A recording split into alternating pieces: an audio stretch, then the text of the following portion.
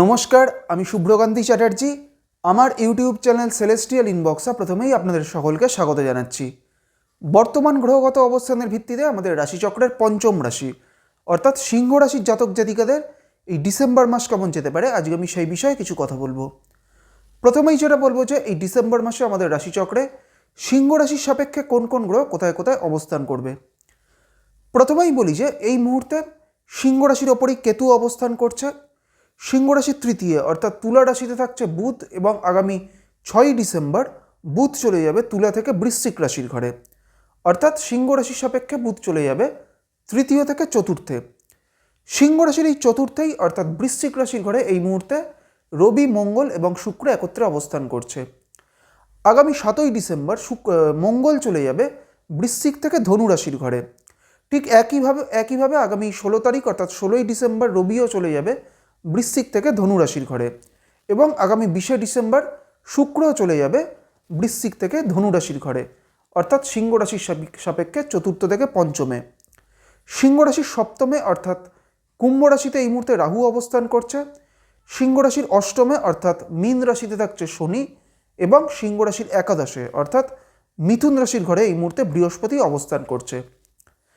প্রথমেই বলি যে সিংহ রাশির জাতক জাতিকাদের এই ডিসেম্বর মাসে কিন্তু স্বাস্থ্যগত দিক থেকে একাধিক সমস্যার সম্ভাবনা কিন্তু এই সময় দেখা যাবে। বিশেষ করে সিংহ রাশির জাতক জাতিকাদের চোট আঘাত লাগার কিন্তু একটা প্রবণতা এই সময় দেখা যাবে।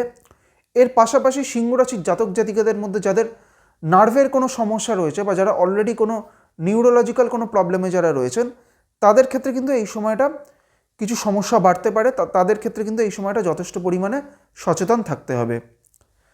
সিংহ রাশির জাতক জাতিকাদের আর্থিক উন্নতির দিক থেকে এই ডিসেম্বর মাসের পুরো সময়টাই ভালো সময়, তবে বিশেষ করে মাসের প্রথমার্ধ সময়টা সিংহ রাশির জাতক জাতিকাদের আর্থিক উন্নতির দিক থেকে কিন্তু একটা অত্যন্ত অনুকূল সময়।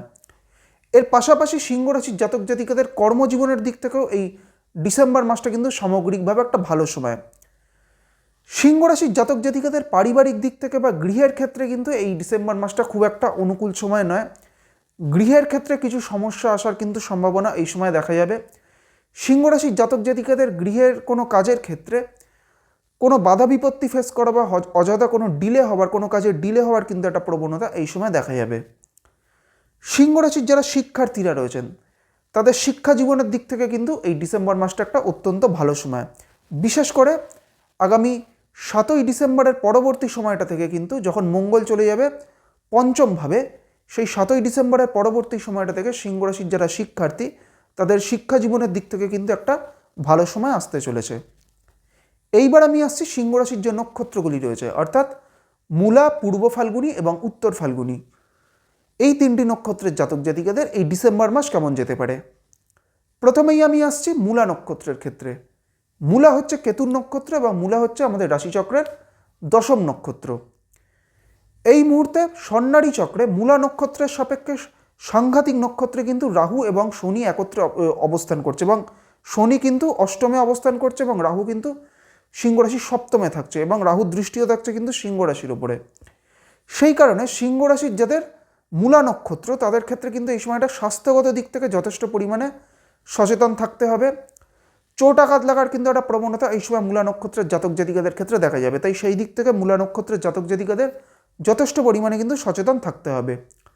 এর পাশাপাশি মূলা নক্ষত্রের জাতক জাতিকাদের উদ্দেশ্যে বলবো যে এই সময়টা আপনারা গুরুত্বপূর্ণ কোনো সিদ্ধান্ত নেওয়া থেকে বিরত থাকার চেষ্টা করবেন।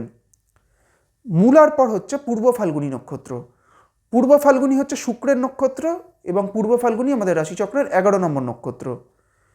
এই মুহূর্তে নবতারা চক্রে পূর্ব ফাল্গুনী নক্ষত্রের সাপেক্ষে বৃহস্পতি অবস্থান করছে সাধক নক্ষত্রে, এবং এই বৃহস্পতি কিন্তু সিংহ রাশির সাপেক্ষে একাদশে অর্থাৎ সাফল্যের ভাবে অবস্থান করছে। সেই কারণে পূর্ব ফাল্গুনী নক্ষত্রের জাতক জাতিকাদের ক্ষেত্রে কিন্তু এই ডিসেম্বর মাসটা একটা সামগ্রিকভাবে ভালো সময়। বিশেষ করে আর্থিক উন্নতির দিক থেকে বা কেরিয়ারের উন্নতির দিক থেকে কিন্তু এই সময়টা পূর্ব ফাল্গুনী নক্ষত্রের জাতক জাতিকাদের ক্ষেত্রে একটা অত্যন্ত ভালো সময়। পূর্ব ফাল্গুনীর পর হচ্ছে উত্তর ফাল্গুনী নক্ষত্র। উত্তর ফাল্গুনী রবির নক্ষত্র, এবং উত্তর ফাল্গুনী হচ্ছে আমাদের রাশিচক্রের 12 নম্বর নক্ষত্র। এই উত্তর ফাল্গুনী নক্ষত্রের প্রথম চরণটি সিংহ রাশিতে এবং পরবর্তী বা শেষ 3টি চরণ রয়েছে কন্যা রাশির ঘরে। উত্তর ফাল্গুনী নক্ষত্রের জাতক জাতিকাদের মূলত কিন্তু এই সময়টা বিভিন্ন কাজে কিন্তু বাধা বিপত্তি ফেস করা বা কোনো কাজে অযথা ডিলে হওয়ার কিন্তু একটা সম্ভাবনা এই সময় দেখা যাবে। স্বাস্থ্যগত দিক থেকেও কিন্তু উত্তর ফাল্গুনী নক্ষত্রের জাতক জাতিকাদের, যাদের সিংহ রাশির উত্তর ফাল্গুনী নক্ষত্র, তাদের ক্ষেত্রে কিন্তু এই সময়টা যথেষ্ট পরিমাণে সচেতন থাকতে হবে। আজকে আমি আমাদের রাশিচক্রের পঞ্চম রাশি অর্থাৎ সিংহ রাশির জাতক জাতিকাদের এই ডিসেম্বর মাস কেমন যেতে পারে সেই বিষয়ে আলোচনা করলাম, এবং এর পাশাপাশি সিংহ রাশির যে নক্ষত্রগুলি রয়েছে অর্থাৎ মূলা, পূর্ব ফাল্গুনী এবং উত্তর ফাল্গুনী, এই তিনটি নক্ষত্রের জাতক জাতিকাদেরও এই ডিসেম্বর মাস কেমন যেতে পারে সেই বিষয়ে আপনাদের একটা সংক্ষিপ্ত ধারণা দেওয়ার চেষ্টা করলাম। পরবর্তী ভিডিওগুলির মাধ্যমে আমাদের পরবর্তী যে রাশিগুলি রয়েছে সেই রাশিগুলির জাতক জাতিকাদের এই ডিসেম্বর মাস কেমন যেতে পারে সেই বিষয়ে আলোচনা করব। সবশেষে এটাই বলবো, আপনারা সকলে খুব ভালো থাকুন এবং সুস্থ থাকুন, এটাই প্রার্থনা করি। নমস্কার।